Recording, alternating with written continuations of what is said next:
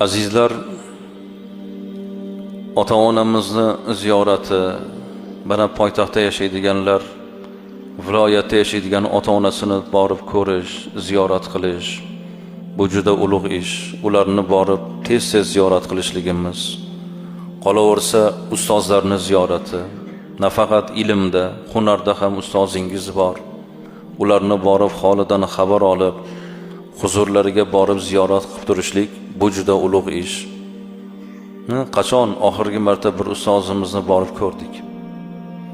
Ustoz, bugun men sizni ko'rgani keluvdim, ziyoratingizga keldim deb bir hadiya olib, yegulik olib, meva olib, qavmi qarindoshini borib holidan, ziyoratidan xabar olish.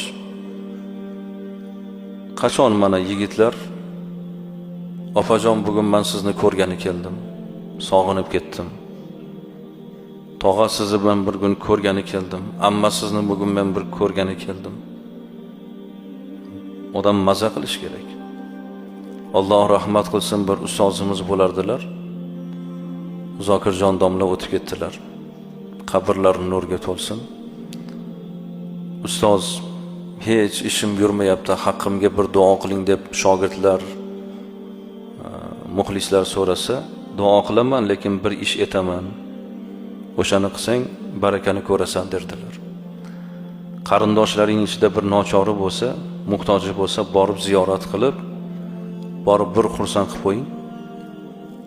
Alloh ishingizga baraka berar derdilar. Qavmi qarindoshni borib ziyorat qilish bu Allohdan umidi bor odamning ishi.